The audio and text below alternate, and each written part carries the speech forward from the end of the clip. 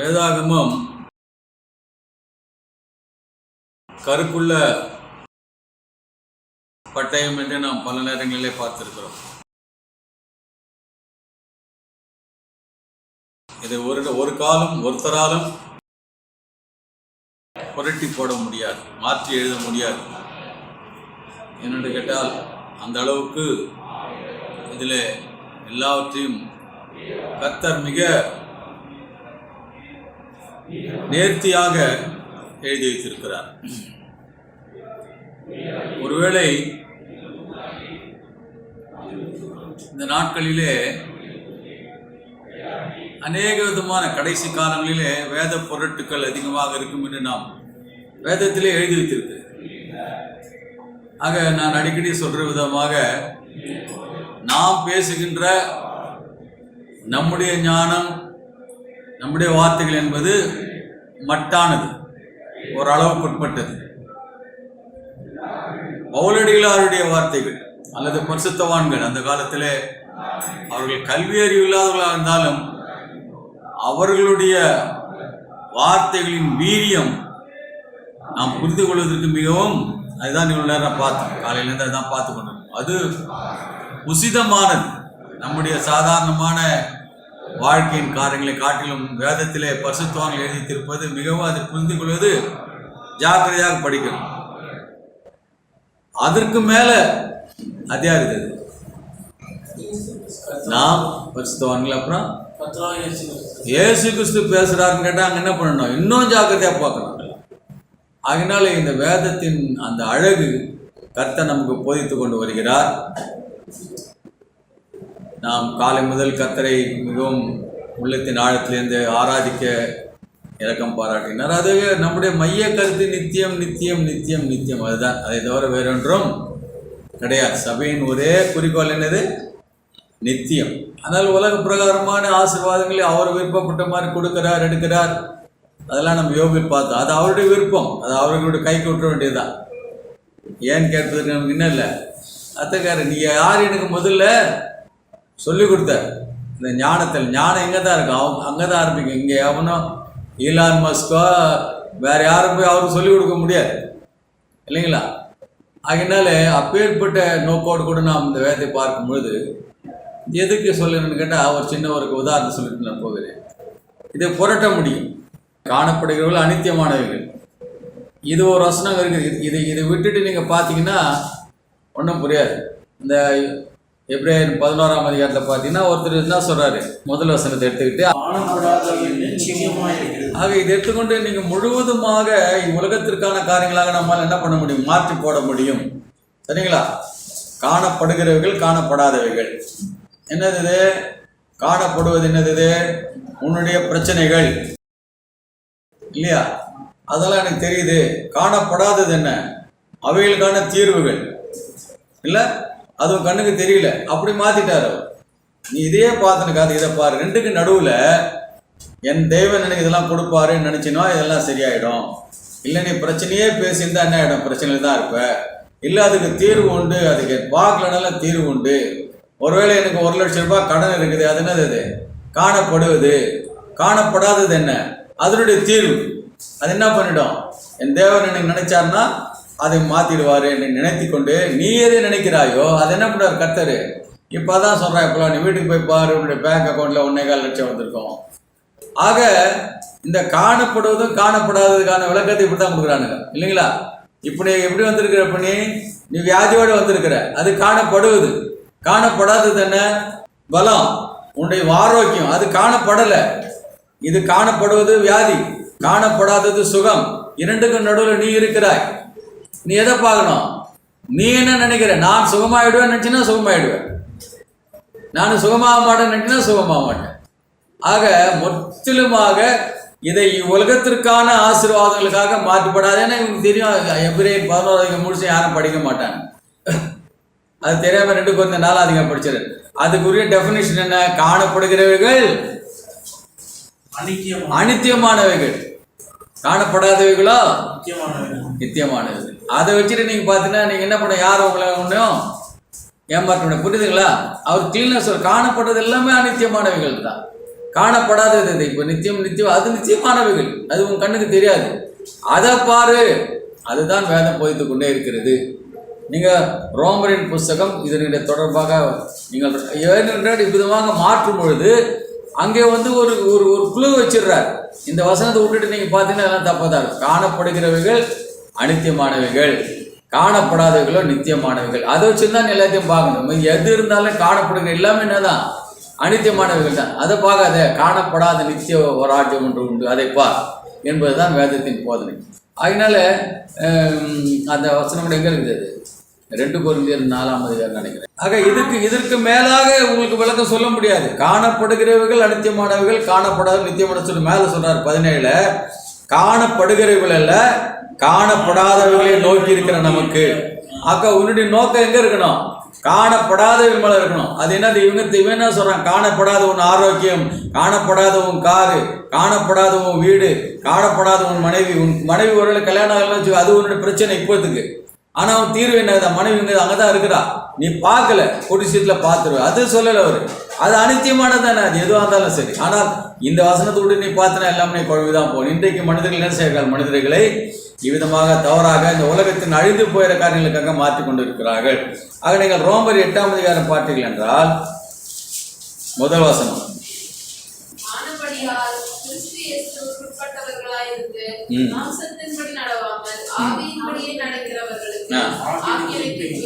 இப்ப இன்றைக்கு 2 விதமான வாழ்க்கையை கொடுத்து நம்ம இங்க பார்க்கிறோம். ஒரு வாழ்க்கை எதை கொடுத்த வாழ்க்கை? மாம்சத்தின் வாழ்க்கை இல்லையா? நம்ம சாப்பிடணும், குளிக்கணும், படிக்கணும், படிச்சு முடிக்கணும், வேலை தரகணும், கல்யாணம், இதெல்லாம் என்னது? இதெல்லாம் எல்லாமே மாம்சத்துக்குரியது தான். அப்போ ஆவிக்குரியது என்ன? ஆக இதுக்கு முக்கியமா நம்ம செய்ய வேண்டியதுதான். ஆனால் அவர் சொல்றாரு, மாம்ச சிந்தை மாம்சத்தின்படி நடவாமல் ஆவின்படி நடக்கிறது. அப்போ மாம்சத்தின்படி நடக்கிறது என்பது என்ன? இதெல்லாம் எனக்கு தேவைதானே. ஆனால் இதுக்கும் ஆவின்படி நடக்கிறதுக்கு வித்தியாசம் என்னன்னு கேட்டீங்கன்னு சொல்லிட்டீங்கன்னா, இப்போ என்ன பண்ணிட்டாங்கன்னு கேட்டா, ஆவின்படி நடக்கிற என்ன இருக்கணும்? ஒயிட் அண்ட் ஒயிட் ட்ரெஸ் போட்டுக்கணும் இல்லை? You have to identify your self. அவர் நல்ல ஈஸியாக சுலபமாக இருக்குல்ல அது அவர் ஆவின்படி நடக்கிறாருப்பா, ஒயிட் அண்ட் ஒயிட் ட்ரெஸ். அப்புறம் என்ன, அவர் is going to the apostolic, அந்த மாதிரி ஒரு வார்த்தை இருக்கணும், ஏதோ ஒரு வார்த்தை, அந்த மாதிரி சர்ச் இருக்கணும். அதே மாதிரி அந்த கோயிலில் இவரு தான் பெரிய இந்த பாஸ்டர், அவர் என்ன பண்ணார்? ஜிப்பா. ஆக ஆவிக்கு சில வழக்குகளை கொடுத்துட்டாங்க. அதன் பிறகு என்ன பண்ணாங்க? You should speak in tongues இல்லை? இதெல்லாம் கொடுத்து அப்படிலாம் இருந்துச்சுன்னா என்னன்றாங்க? அப்படிலாம் இருந்தால் ஆவிக்கு எங்கே பார்த்து நீங்கள் ஆவிக்குரிய சபைக்கு போகிறீங்களா? இப்போ இதெல்லாம் என்னது? எல்லாம் நம்ம இதெல்லாம் ஆவிக்குரிய சபை கிடையாது இதெல்லாம் இல்லையா? என்கிட்ட குதிக்கணும். இப்போல்லாம் நேற்று ஒருத்தர் பார்க்குறேன், தான் சொன்னேன்னா, டே இவங்க எப்படிலாம்டா ஏமாத்துவானுங்க. போட்டுக்கிற கோட்டை கைட்டு என்ன பண்ணுறாரு? வந்துக்கிற மக்கள் மேலாம் தட்டுறா எல்லாரும் தப்புன்னு விழுந்துறாங்க இல்லை? அவங்க உள்ளே போனோன்னே அதிசயங்கள் நடக்கணும், அற்புதங்கள் நடக்கணும். இப்படியாக ஆவி என்றால் என்று மாற்றி போட்டார்கள். ஆக மாம்சத்தின் சிந்தை என்பது என்ன, ஆவின் சிந்தை என்பது என்ன? மாம்சத்திற்கு ஏற்ற காரியங்களை. இதுக்கு என்ன இருக்குது? போலீஸ்காரர் என்ன பண்ணுறாரு? நிறுத்தி கை நீட்டி லஞ்சம் ஆனான்னு அவர் மாம்சமா ஆவி அவர் மாம்ச சிந்தை. ஒரு சமயம் நமக்கு தெரிஞ்ச ஒரு பிள்ளை எம்எம்டிக்கு போயிட்டு ஒரு கடிதத்துக்காக நின்றுட்டு இருக்குது. அப்போ நான் சொன்னேன், எனக்கு தெரிஞ்ச ஒருத்தர் அங்கே இருக்கிறாரு, டெய்லி தினந்தோறும் போவாங்களாம். காலையில் போனோன்னு உட்கார வச்சுட்டு, சரிம்மா நாளைக்கு நான் அனுப்புவாங்க. தினந்தோறும் அந்த பிள்ளை வேலையை விட்டுட்டு போயிட்டு தினந்தோறும் அந்த மாதிரி இருக்கா ஆயிருக்கு. அப்புறம் என்கிட்ட சொல்லிச்சு. நான் சொன்னேன், ஏமா அங்கே உள்ள வெஸ்லின்னு ஒருத்தர் இருப்பார், எஸ்டேட் ஆஃபீஸரு, அவரை போய் பாரு அப்படின்னு சொன்னேன். அப்போ சொல்லிச்சு, அவர் தானே அந்த மாதிரி பண்ணுறாரு டெய்லி. அப்புறம் கேள்விப்பட்ட அவருக்கு என்ன வேணும்? அவருக்கு லஞ்சம் வேணும். அவர் எந்த ஆவின் சபைக்கு போனால் என்ன இல்லையா? ஆக மாம்ச பலவீனங்களிலே மாட்டிக்கொண்டிருக்கிற யாரால் என்ன சொல்ல முடியாது? ஆவின் சபையை சொல்லிட்டு போகும். ஆவியில் இருக்கிற நம்ம என்ன சொல்ல முடியாது? அது சாதாரணமான உலக பிரகாரம் மனிதர்கள் என்ன செய்கிறாங்க? இந்த நாட்களில் மிக தைரியமாக அநீதிக்கு எதிராக போராடுகிறார்கள், மிக நேர்மையாக தைரியமாக இருக்கிறார்கள், தவறு செய்கிறதே இல்லை. அப்படி ஒரு காலகட்டத்திலே கிறிஸ்தவர்கள் என்றால், நீங்கள் கிறிஸ்தவனா என்ன பண்ண சொல்ல மாட்டான்? பொய் சொல்ல மாட்டான். கிறிஸ்தவன் என்றால் திருட மாட்டான். கிறிஸ்தவன் என்றால் லஞ்சம் வாங்க மாட்டான். என்ற காரியங்கள்லாம் போய் இந்த நாள் என்னாச்சு? எதனா வாங்கிக்கோ, நீ பணக்காரனாகன்று இன்றைக்கு இந்த நாட்களிலே மாறி போயிருக்கு. ஆக இவங்க எல்லாவற்றை காட்டிலும் இப்படி ஆவிக்குரியனாக ஒருவராக இருக்கிறார் என்றால், ஒரே ஒரு ஒரு ஒரு சின்ன ஒரு விளக்கத்தை இங்கே பவுலடிகளார் சொல்கிறார். என்ன சொல்றாருன்னு கேட்டீங்கன்னா 14ஆம் வசனம், அதில் 13 கூட படிங்களேன். மாம்சத்தின்படி பிழைத்தால் சாவீர்கள். எல்லாம் தான் சாவ போறோம். அது விளக்கத்தை நான் அப்புறமா உங்களுக்கு சொல்றேன். எல்லாம் தான் சாவ போறோம். ஆனால் மாம்சத்தின் பிழைத்தால் that would be your end of it. நீ செத்து முடிஞ்சு போச்சு கதை. சாவீர்கள் ஆவினாலே சரீரத்தின் செய்கைகளை அழித்தால் பிழைப்பீர். இந்த ரெண்டுக்குள்ள வித்தியாசம் தான். அப்போ மாம்சத்தை இங்கே 8ஆம் வசனத்தை கூட அதை போடணும்னு நினைக்கிறேன் இல்லையா? 6ஆம் வசனம் பாருங்களேன். மாம்ச சிந்தை மரணம், ஆவியின் சிந்தையோ ஜீவனும் சமாதானமும். அதை தான் இங்கே சொல்லிட்டு 14ஆம் வசனத்தை அதுக்கு ஒரு சின்ன ரெமடி கொடுக்குறாருங்க. என்ன கொடுக்குறாரு? மேலும் எவர்கள் தேவனுடைய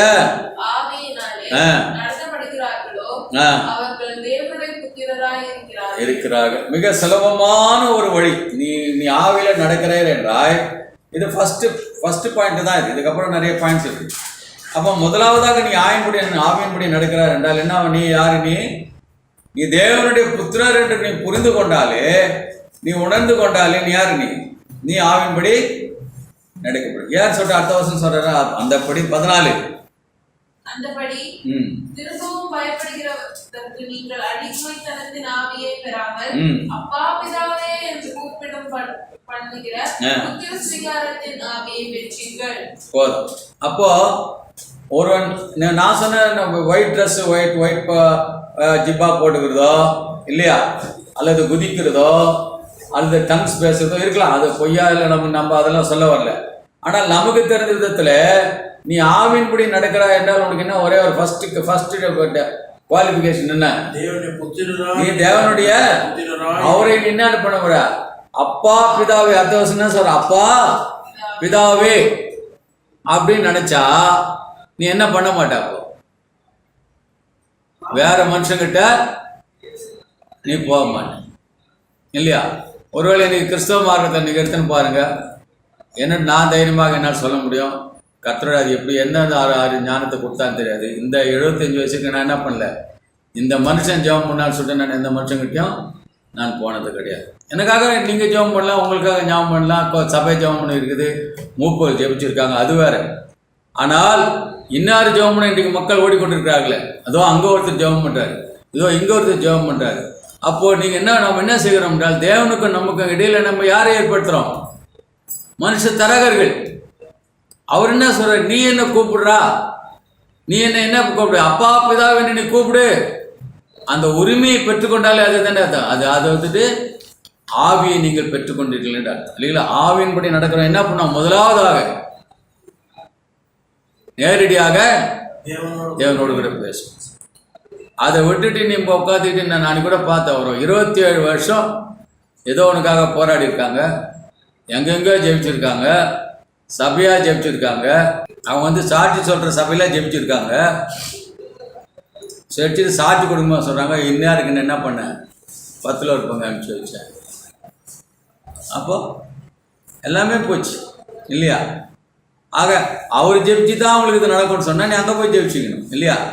எங்கெங்கோ ஜெபிச்சுட்டு பிறகு என்ன பண்ணுறாங்க அவங்க? 10ல் ஒரு பங்கு நான் அங்கே அனுப்பிச்சி வச்சேன். அவன் நினச்சே பார்த்துக்க மாட்டான். அவன் அக்கௌண்ட்டில் அன்றைக்கி 10ல் ஒரு பங்கு, அதுவும் 20, 25, 30,000 போயிருக்கு. இவ்விதமாக மனிதர்களை தங்களுக்கும் தெய்வத்துக்கும் நடுவில் வச்சுக்கிற யாருமே யாரும் இல்லை. அவர்கள் தேவனுடைய புத்திரர்கள் அல்ல, ஆவியினாலே நடத்தப்படுகளும் அல்ல.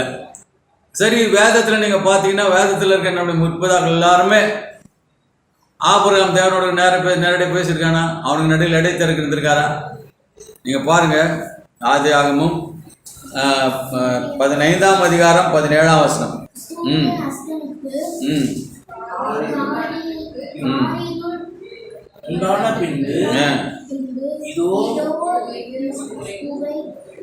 புகைக்கிற சூளையும் அந்த துண்டங்களின் நடுவே கடந்து போகிற அக்னி ஜுவாலையும் தோன்றின. கர்த்தர் என்ன பண்றாரு?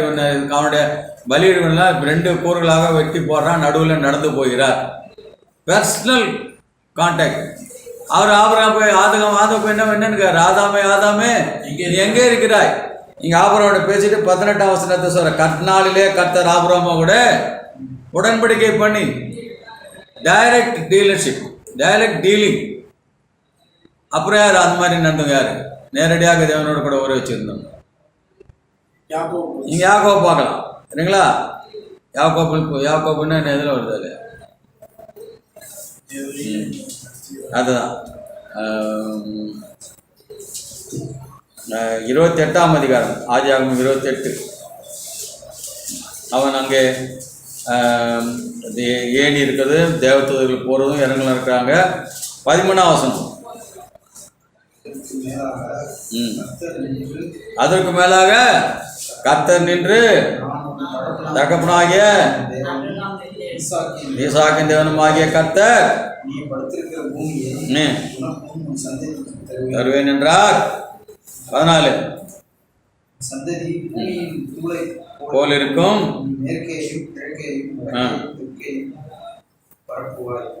பரம்புவாய் உனக்குள்ளும். என்ன ஆசீர்வாதம் அது? அதுதான் பவுல் சொல்ற என்ன ஆசீர்வாதம்? அந்த சந்ததி கிறிஸ்துவே. ஆக அவனுடைய சந்ததியில் தான் யார் வருது? கிறிஸ்து, ஆண்டவராக இயேசு கிறிஸ்து வரார். அது கூட நம்ம கடைசியில் முடியலன்னா நேரம் தான் கூட நம்ம அதை பார்க்காது. சின்ன ஒரே ஒரு ரகசியத்தை மட்டும் அப்போ சொல்லலாம், புரியுதுங்களா? அப்புறம் வேற யார் நேரடியாக கர்த்தரோட பேசுது? யாத்திராகமம், எக்ஸோடஸ் 3ஆம் அதிகாரம் 4ஆம் வசனம். அவன் பார்க்கும்படி கிட்ட வருகிறதை கர்த்தர் கண்டார். உச்சடி நடுவில் தேவன் அவனை நோக்கி மோசே மோசே. இந்த விதமாக நீங்கள் பலரை நம்ம இதில் கூட பார்த்தோம். எலியா தீர்க்கதரிசியோட பேசுகிறாரு, எலியாவோட பேசுவார் பார்ப்போம். அதே மாதிரி நம்ம இப்போ ஜோஷுவா என்ன பண்ணான்? ஒரே ஒருத்தன் பட்டயத்தோட வந்து நின்று அவனுடைய. So all of them have direct contact with God. அதுதான் இன்னைக்கு சொல்லிக் கொடு. நீ தேவனுடைய புத்திரராக இருப்பேன் என்றால் உனக்கும் தேவனுக்கும் நடுவில் மனிதர்கள் தேவையில்லை. இதை வச்சுட்டு நீங்க பாருங்க, இன்றைக்கு மனிதர்கள் நடுவில் தேவையில்லாமல் தேவனோடு கூட நேரடியான தொடர்புள்ள மனிதர்கள் இருக்கிறார்களா அல்லது சபையில் இருக்கிறதா? Accept a few churches, they teach you have to have direct contact with God. நேரடியாக உனக்கு ஒரு அப்பா பர்த்தனே நீங்க அவரை கூப்பிடலாம் இல்லையா? எங்கேயோ கால் மேலே காலத்துக்கு போட்டுன்னு அப்பா பிதாவே கூப்பிடலாம். நீங்க பாட்டெல்லாம் சொல்லிதரான், அப்பா பிதாவே அன்பானது எல்லாம் சொல்லிதரான். ஆனால் அப்பாட்ட போட மாட்டோம் இல்லை. நடுவில் யார் இருக்கணும்? நான் இருக்கணும். நீங்க அதுதான் இப்போ சொன்ன பாரு. அது வேற என்ன பார்க்குறேன்? இந்த நெட்டில் எல்லாம் பார்த்தீங்கன்னா எல்லாம் இருக்கிறான். நடுவில் இருக்கிறவெல்லாம் இருக்கிறான். தேவனுக்கும் உனக்கும் நடுவில் இருக்கிற எல்லாம் அங்கே இருக்கிறான். ஆனால் கர்த்தர் நம்ம கொடுத்துருக்கிற ஒரு பெரிய லிபர்ட்டி. 2 காரியங்கள். ஒன்று, we are always thinking about eternity and we are always connected with our God. நேரடியான தொடர்பு. நீங்கள் எங்கே பஸ்ஸில் போனாலும் சரி, நீங்கள் நடந்து போனாலும் சரி, உங்கள் தேவனோடு கூட நீங்கள் என்ன செய்ய முடியும்? நேரடியான தொடர்பை வைத்துக் கொள்ள முடியும். அதுக்கு இதுதான் சொல்லி இந்த சொல்லிட்டாரு. இதை காட்டலாம். நீங்கள் என்ன பண்ண ரோமல்ல அப்போஸ்தலனுடைய பவுலுடைய வார்த்தைகள் நீங்கள் என்ன சொல்றீங்க? ஆக முதலாவது ஒரு குவாலிஃபிகேஷன் கொடுக்குற, நீ தேவனுடைய ஆவியினாலே நீ பிறந்திருப்பாய் என்றால் உனக்கு என்ன இருக்கு? நீ தேவனுடைய புத்திரனா இருக்கிறாய். நீ உனக்கு என் புத்திரனா பின்ன நான் சட்டை போடாம உட்காந்து தூக்க மாட்டானா? அழுக்காத என் பேத்தி இருக்கிறான், காலில் அழுக்காந்து என்ன பண்றாவா வந்து தொடச்சி விட்றான். அப்பானா என்ன பாப்பா? இல்லை தம்பி கொஞ்சம் போய் குளிச்சுட்டு கொண்டு ஒயிட் ட்ரெஸ் பண்ணோன்னா சொல்லுவாரு. இல்லை, your father he likes you. எப்படி இருந்தாலும் சரி, ஹி இஸ் வித் யூ. அதான் சொல்றாரு. நீ முதல்ல உனக்கு இருக்கிற குவாலிஃபிகேஷன் என்ன? நீ குளிச்சியா குளிக்கலையா? உனக்கு முதல்ல you are my son, you are my daughter. நீ எனக்கும் உனக்கும் இருக்கிற ஒரு ஆவிலே நீ பிறந்திருப்பாய் என்றால், ஆவின்படி நீ நடப்பாய் என்றால் உனக்கு யார் தகப்ப? நீ தேவனுடைய பிள்ளையாக இருக்கிறாய் என்றால், நீ ஆவிலே பிறந்திருப்பாய் என்றால், ஆவி கேட்டது நடக்க வேண்டும் என்றால் தேவனுக்கு உன்னால தப்பு செய்யவே முடியாது. அதே விதமாக இன்றைக்கு உலக பிரகாரமான மனிதராக தேவனை அறியாதவர்கள் இருக்கலாம். அவர்கள் இந்த அநீதிக்கு எதிராக போராடுகிற தைரியத்தை கர்த்தர் கொடுப்பார் அப்படின்னு. ஆக இதில் பார்க்கும்பொழுது இப்போ இயேசு கிறிஸ்து இதை பற்றி பேசுகிறாரு இல்லைங்களா? நாம பேசுறது வேற, பவுலடிகளார் சொல்றது வேற. இயேசு கிறிஸ்து லூக்கா 15 அதிகாரத்தை சொல்றாரு. நமக்கெல்லாம் தெரிஞ்சுக்கிறது என்ன கதைங்க? லூக்கா 15 இளையகுமாரன் கதை இல்லையா? முதல்ல வந்துட்டு ஆடை காணும், ஆடை போட்டுட்டு வருவான் இல்லையா? அதே மாதிரி நகையை அதெல்லாம் சந்தோஷத்தை பற்றி தான் இருக்குது. சந்தோஷப்படுங்கள் சொல்கிறாரு. 10ஆம் வசனம் படிங்க, ஒரு எல்லாரும் படிக்கலாம். 10ஆம் வசனம் 15 15, 10. அதுபோல மனம் மனம் திரும்புகிற நிமித்தம் ஒரே பாவி நிமித்தம் தேவனுடைய தூதருக்கு முன்பாக சந்தோஷம் உண்டாயிருக்கிறது. ஆக இந்த அதிகாரம் முழுவதும் ஒரு பரலோகத்தை பற்றி தான் சொல்லிட்டு வர. பரலோகத்தை பற்றி தான் மனம் திரும்புகிற பாவி, மனம் திரும்புகிற பாவி, பரலோகத்தில் சந்தோஷம். அப்போ இந்த 2 பேரில் 2 பிள்ளைகள் என்ன பண்ணுறாரு? சின்ன குமாரன், இளைய குமாரன், மூத்த குமாரன். நம்ம அடிக்கடி பார்த்துருக்கோம் இல்லையா? இந்த ரகசியத்தை சொல்கிறதுக்காக, புரியறதுக்காக அங்கே எங்கள் ஆபேலேருந்து கர்த்தர் நம்ம சொல்லி கொடுத்துட்டு வர்றார். எல்லா மூத்த பிள்ளைகளும் என்ன பண்ணுறாங்க? இந்த ஸ்லாக்கியத்தை இழந்து போயிடறாங்க. காயின் இழந்து போயிடறான், ஆபேல் பெற்றுக்கொள்கிறான். இப்படியே வந்துட்டு இருக்குது அதெல்லாம் எல்லா இடங்களையும். ஆக இன்றைக்கு இஸ்ரவேலர் அவருடைய பிள்ளைகள், அவருடைய குமாரர்கள், என் ஜேஷ்டபுத்திரன் சொல்றாரா இல்லையா? யாத்திராகமம் பாருங்க. நீங்களும் நான் அவருடைய ஜேஷ்டபுத்திரன் கிடையாது. யாத்திராகமம் 4ஆம் அதிகாரம் 22ஆம் வசனம். Exodus chapter 4 verse 22. 4ஆம் அதிகாரம் 22ஆம் வசனம். அப்பொழுது நீ பார்வோனோடு சொல்ல வேண்டியது என்னவென்றால், எங்க இருக்கிறான் இஸ்ரவேல்? இப்போ எங்க இருக்கிறான்? இப்ப இருக்கிறான். அப்ப இருந்தா எங்க? இப்ப எங்க இருக்கிறான்? சண்டை போட்டுங்கிறான். இப்போ அதே இஸ்ரவேல் என்ன பண்ணுகிறான்? சண்டை போட்டுக்கிறான். அது பைபிள் இருக்குன்னு அவனுக்கே தெரியுமா? தெரியாது. இல்லை, அவன் பைபிளை படிக்கிறானா படிக்கல தெரியாது. அவன் என்னது? அவன் என்னுடைய சேஷ்ட புத்திரன் அர்த்தம். மூத்த குமாரன். எவ்வளோ பெரிய ஸ்லாக்கியம். அவன் என்ன பண்ணுறான்? உட்காந்து எப்படியும் ஹமாஸை ஒழிச்சிடணும், இல்லை ஹிஸ்புல்லாவை ஒழிச்சிடணும், பாலஸ்தீனுடைய ஒழிச்சிடணும் சண்டை போட்டுக்கிறான். அவனுக்கு தெரியவே தெரியாது அவருடைய பெரிய ஸ்லாக்கியத்தை பெற்ற ஒரு குமாரன் அங்கே சண்டை போடு. இங்கே அதே மாதிரி என்ன பெரிய குமாரன் என்ன பண்ணுறான்? வெளியே போயிருக்கிறான். சின்ன குமாரன் என்ன பண்ணுறான்? அப்பா கிட்ட சொத்து பொங்க தர 12ஆம் வசனம். 15 ரூபா 15 12ஆம் வசனம். அவர்களில் இளையவன் தகப்பனை நோக்கி, தகப்பனே, அவரு ஏன் அவரு சொல்றது கூட இளையவன் ஏன் சொல்ல? மூத்தவன் சொல்லல. இளையவன் தகப்பனே ஆஸ்திரேலியா எனக்கு ஒரு பங்கை எனக்கு தர வேண்டும் என்றான். அவனுக்கு எவ்வளவு கொடுத்துருமா சொல்லு? அவனுக்கு எவ்வளவு கொடுத்துருப்பான்? அப்பா கிட்ட 3000 ரூபாய் இருந்தா எவ்வளவு கொடுத்துருப்பாரு?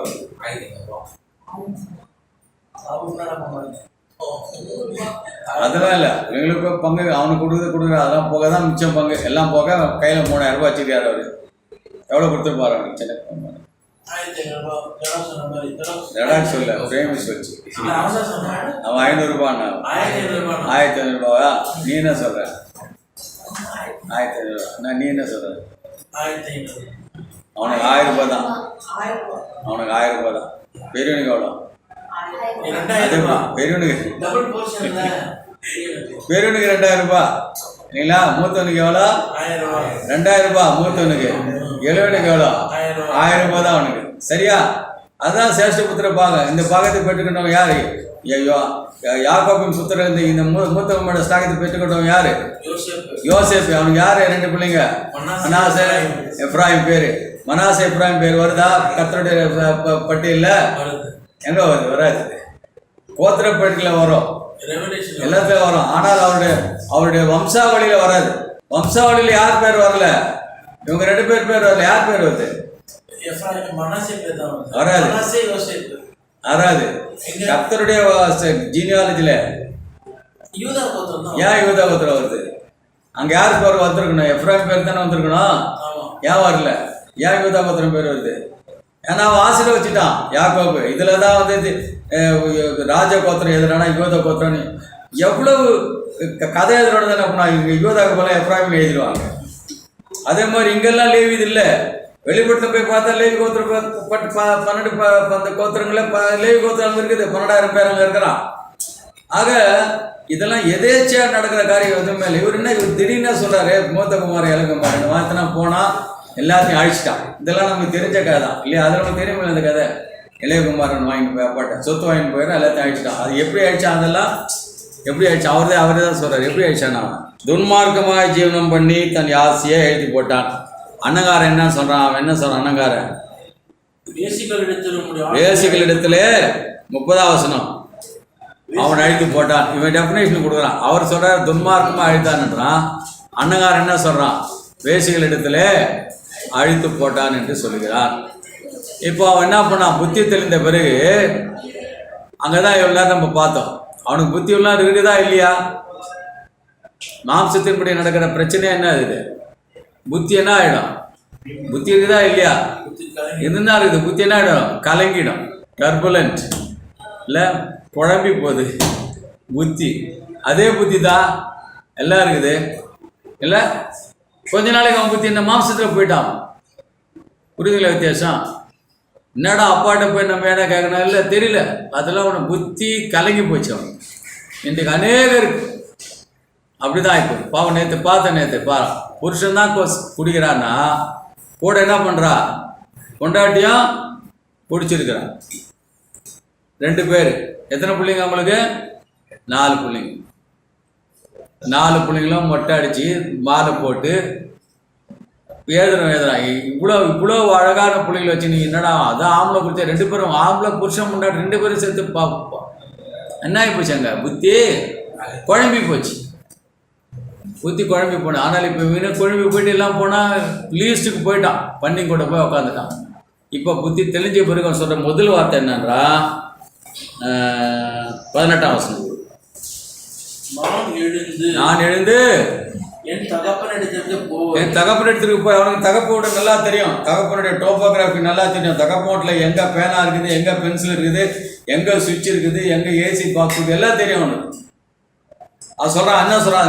முன்னாள் தெளிந்த போதாவன் என் தகப்பனுடைய கூலிக்காரர் எத்தனையோ பேருக்கு அவன் கூலிக்காரர் என்ன சாப்பிட்றான்னு கூட அவனுக்கு தெரியுது. அதான் அதே அதிகாரம் 17ஆம் வசனம் 15 லூக்கா 15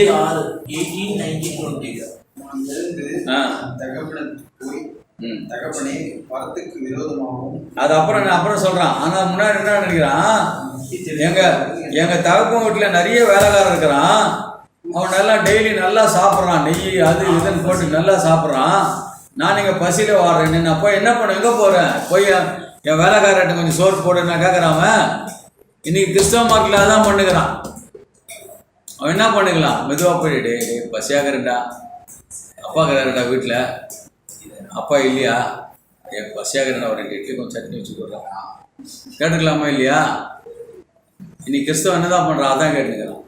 வேலைக்காரர்கிட்ட போய் இல்லை இல்லையா, அவனுக்கு தெரியுது நல்லா வேலைக்காரனோட நல்லா சாப்பிட்றான்னு.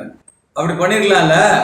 அப்பா இல்லாத நேரத்தில் போயிட்டு என்ன பண்ணிக்கலாம்? வேலைக்காரர்கிட்ட கேட்டு சாப்பிட்டுக்கலாம். ஆனால் அவன் என்ன சொல்கிறான்? நான் எழுந்து நேராக போகிறான். நேராக தகப்பன்கிட்ட போகிறான். சரியா? அப்பாக்காரன் பாராரு.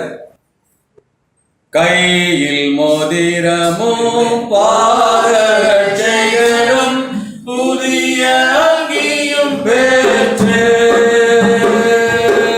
கையில் மோதிரமும் பாதரட்சைகளும் புதிய அங்கியும் பெற்று, நன்றி செலுத்திடுவே கிருபை பெற்றே, பரலோக ராஜ்யத்தை அடைந்து, நன்றி செலுத்திடுவே கிருபை பெற்றே, பரலோக ராஜ்யத்தை அடைந்து, இயேசுவை ஏற்றுக்கொண்டேன், தேவ புத்திரனும் ஆனேன். என்ன அருமையான பாடல்! எங்கன்னா தப்பு பண்ணியிருக்காங்களா பாட்டு? ஒரு பாட்டுலீங்களா? இயேசு ஏற்றுக்கொண்டேன், தேவ புத்திரனும் ஆனேன். அங்கதான் சந்தோஷம், பரலோகம். என்ன அழகான பாடல்! உள்ள போனா வேலை முடிச்சுடு, நேரம் அப்பா உடையாது. ஏன்னா இவன் சிந்தனை எங்கதான் இருக்குது? நேரா தகப்பன் இடத்துல போய் நேராக போயிட்டான். சோப்னான்ட்டான், மோதிரம் போட்டார், செருவை போட்டார், கொழுத்த கன்று அடிச்சு விருது அங்கே வெந்து நிற்குது. மூத்த பிள்ளை வரான். இன்னைக்கு மூத்த பிள்ளை. ஆனால் அப்படியே அதான் சொன்ன இயேசுநாதர் சொல்லும்போது எல்லாத்தையும் இன்னைக்கு 2 பேர் சண்டை போட்டது அவர் பார்த்து வர மாட்டாரா? அவர் பாருக்கு தெரியும். தெரிஞ்சுக்குமா தெரிஞ்சிருக்காதா? இஸ்ரேல் இப்படி தான் போய் நிற்பான். பயங்கரமாக இருப்பான் அந்த காசால. இந்த பிள்ளைங்களுக்கு சாப்பாடு இல்லாமல், எவ்வளோ கஷ்டப்பட்டு, மருந்து இல்லாமல், தண்ணி இல்லாமல், என் பிள்ளைகள் இப்படி தான் இருப்பாங்கன்னு தெரியும் அவருக்கு. அதனால் உதாரணம் சொல்லும்போது கூட அவர் அவ்வளோ ஜாக்கிரதையாக சொல்லியிருக்கார். வந்தவன் என்ன பண்ணவன் நேராக ஏன் வெளியே நிற்கிறான்? வீட்டுக்குள்ள தான் வரணும். பாப்பா பிள்ளை இல்லையா? இவன் எங்கே நிற்கிறான்? வெளியே நின்று யார்கிட்ட பேசுகிறான்? வேலைக்காரன் பேசுறான். அவன் என்ன பண்றான்? வேலைக்காரன் பத்தி தெரிஞ்சவன் என்ன பண்றான்? நேரம் அப்பா பத்தி பேசுறான். நான் என் தகப்பன் இடத்துல போயின்றான். இதுதான் வித்தியாசம். இன்னைக்கு கிறிஸ்தவ மார்க்கத்திலே ஆவிலே நடக்கிறவன் எங்க போறான்? நேரம் அப்பாட்ட பேசுவான், வேலைக்காரர்கிட்ட போய் பேசிட்டு மாட்டான். இவெல்லாம் வேலைக்காரர்கிட்ட பேசினுக்கிறான்.